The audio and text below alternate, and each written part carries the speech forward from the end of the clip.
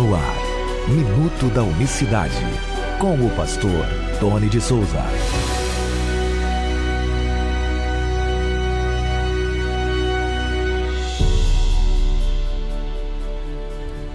Olá, queridos, graça e paz da parte do nosso grande Deus e Salvador, Jesus Cristo. Que Deus abençoe você nesta sexta-feira, dia 13 de maio de 2022. Que Deus abençoe a todos.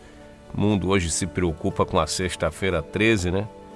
Mas os filhos de Deus não devem se preocupar com essa questão, porque crente que se preocupa com sexta-feira 13 e que se preocupa com trabalhos espirituais contra a vida dele, merece nascer de novo, ou melhor, precisa nascer de novo e se converter de novo para entender o que é ser um filho de Deus autêntico. Ou se está com medo, é porque não tem como é que se fala? Não tem a certeza de que está protegido pelo Altíssimo, de que habita no esconderijo do Altíssimo. Aí ele fica com medo de que macumba foi feita, de que alguém pode fazer o mal, e etc, etc e tal. Quem é de Deus não deve temer essas questões. Ainda que o sistema religioso faça aquela balbúrdia, né? Faz daquele estupro, né?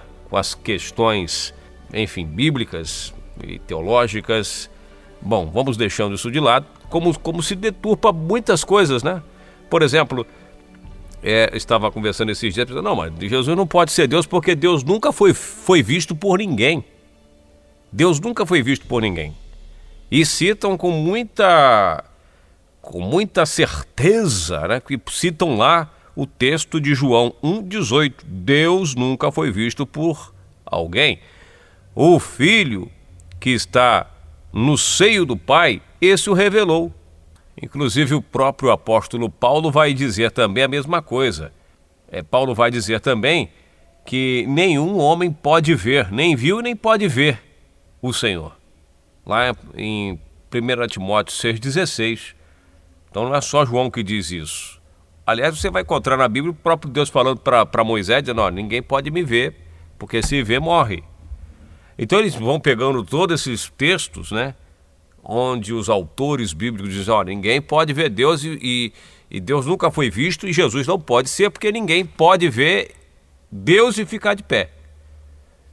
Só que, para contrapor a tudo isso, nós também temos um monte de passagens que dizem o contrário. Os pais de Sansão, por exemplo, o que eles dizem? O que o pai de Sansão, né, o Manoá, lá em Juízes 3:22, e disse Manoá à sua mulher, certamente morreremos, porquanto temos visto a Deus. Eles viram Deus. Ele disse isso. Nós vimos e ele nos poupou. Não é somente ele. Isaías, né, você conhece muito bem lá, Isaías 6, quando ele vê o trono, vê os anjos, vê todo mundo, ele diz, ai de mim, porque vou perecendo, porque eu sou um homem de lábios impuros e habito no meio de um povo de impuros lábios, e os meus olhos viram o Rei, o Senhor dos Exércitos. Ora, Deus nunca pode ser visto por ninguém, então não basta simplesmente você jogar para a plateia, jogar no ar as coisas, sem refletir, sem pensar muito bem. A Bíblia ela não pode ser seletiva. Peraí, isso aqui, ó, tá vendo? Nunca viu, aí você pega um monte de versículo dizendo que Deus nunca viu, mas aqui eu também tenho um monte que diz que foi visto. Aqui Deuteronômio, o que diz? Quando Moisés morre, diz o quê? E nunca mais se levantou em Israel profeta algum, como Moisés, com quem o Senhor falava face a face, cara a cara. Mas Deus nunca foi visto por ninguém, então Moisés viu a Deus face a face, face to face, diz aqui, Deuteronômio 32, ou melhor, 34, verso 10. Quando Jacó, lá em Gênesis, luta com Deus, bota o nome de lugar Peniel, lutou Jacó com Deus e a alma dele foi salva. Jacó lutou com Deus literalmente. O anjo lá, o anjo do Altíssimo, que era o próprio Deus, deu-lhe uma espadada, feriu ele. E tantos outros, é claro, raros, mas teve casos de pessoas que falaram com o Altíssimo face a face. Então é importante saber em que contexto, por que o apóstolo João diz que Deus nunca foi visto por ninguém. Mas o filho que está no seio, o filho unigênito, olha aí, que está no seio do Pai, esse o revelou. Então tem que saber por que João está falando isso dessa maneira. Para quem me acompanha há bastante tempo aqui no Minuto da Unicidade, temos essa resposta, claro, evidentemente. Sempre você vai encontrar essa resposta, o próprio João. Você vai ver lá em anos depois que... Esse aqui foi João Batista que disse, mas o João, o autor do livro, do seu evangelho, teve em Apocalipse, você viu o que aconteceu. Teve na sala do trono e você viu o que aconteceu com ele. Então, nesse contexto que ele está falando. E eu tenho vídeos no Minuto da Unicidade ou no canal do pastor Tony de Souza. Também tem vídeo no Bibliologia, só você procurar no canal Bibliologia, tem um vídeo lá, eu aparecendo, botando os versículos para você, sobre este tema. Deus foi visto ou não foi visto? Você que me acompanha, você viu aqui, eu mostrei 2 versículos dizendo que ele não foi visto. Mostrei João 1,18, li para você, citei aqui 1 Timóteo 6, verso 16, mas citei versículos que contrapõem isso aqui. Aliás, essa é uma característica, eu falo isso no livro que eu escrevi, a figura de linguagem chamada contradição. Você tem que dominar bem essa linguagem e aí você faz o seu trabalho, os trabalhos acadêmicos de filosofia, os trabalhos acadêmicos, né, de forma em geral, a própria advocacia trabalha com esse tipo de linguagem, contradição. E aí dentro dessa contradição, da figura da contradição, você põe lá, ó, por exemplo, vou ler aqui rapidinho aqui para você, vou citar aqui, João 3,16, olha, muito conhecido. Olha como que é conhecido esse versículo. Porque Deus amou o mundo de tal maneira que deu o seu Filho unigênito para que todo aquele que nele crê não pereça, mas tenha a vida eterna. Então João, ele diz que Deus deu o seu Filho. Mas Paulo vai dizer para Tito, capítulo 2, versos 13 e 14, diz assim, ó, estamos aguardando a bendita esperança e a manifestação da glória do nosso grande Deus e Salvador Jesus Cristo, o qual deu a si mesmo. Viu só? Você pega essa palavra de Paulo para Tito e pega de João lá o evangelho e você põe um versículo no outro. Um diz que Deus deu o seu Filho e outro diz que Deus deu a si mesmo. Então, quer dizer, é necessário você pegar essas referências e você vai pesquisar nas escrituras tudo que tem a ver com esses 2 temas e vai montando ali e vai depois, né, continuar um estudo bem detalhado e buscar a Deus, evidentemente, a revelação, a iluminação, para você encontrar o ponto em que une os 2 termos, em que une os 2 pensamentos. Estou te ensinando como é que tem que fazer.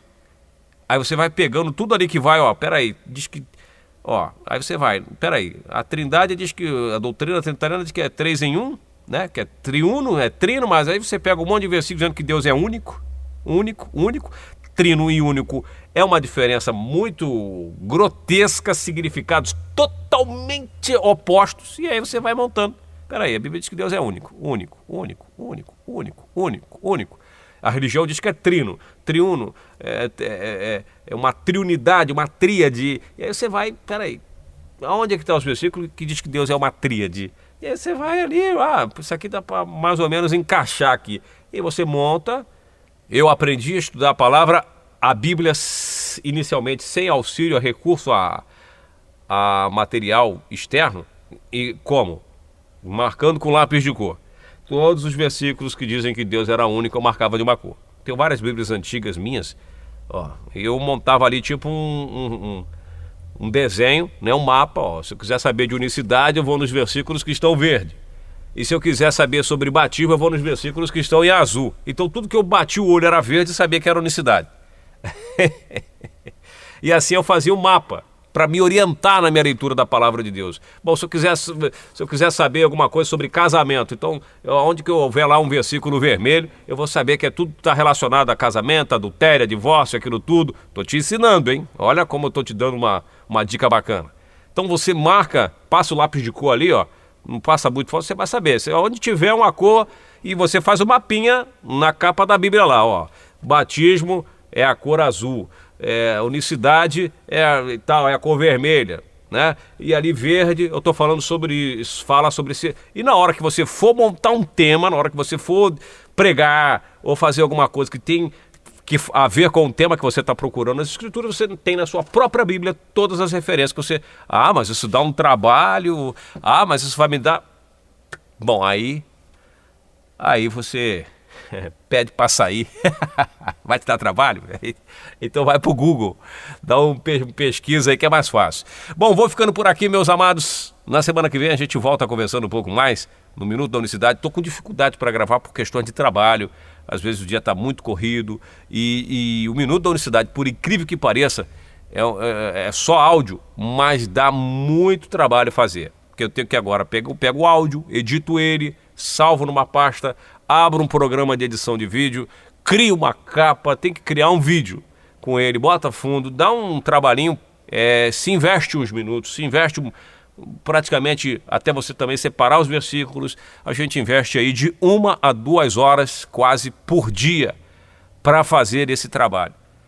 Só gravando aqui, eu já estou com 12 minutos, só falando. Já tem 12 minutos investido aqui. Agora salva, aí o computador velho vai, né, leva tempinho para salvar, aí você tem que editar, e aí não fica bom, às vezes perde, tem que gravar de novo, então você imagina. Mas é gratificante, é bom. Só que às vezes a gente tem que ir ao médico, tem que levar a varoa no médico, levar o menino no médico, e tem que fazer isso, fazer aquilo, e aí realmente o tempo vai indo embora. O vídeo que eu faço do Bibliologia, que é só pegar, capturar a tela, enquanto eu estou gravando aqui, se fosse um vídeo, já estava pronto. Aquele que eu faço sem aparecer. Já estaria pronto aqui, era só acabar agora e postar. Mas... É bom para ajudar os irmãos em alguma coisa, o nosso chamado para falar desse tema. E você que pode, ore por nós, nos ajude, nos abençoe, para que nós possamos continuar nesse ministério, falando que Jesus é Deus e que não há outro além dele. Graça e paz, até o próximo vídeo. Minuto da Unicidade.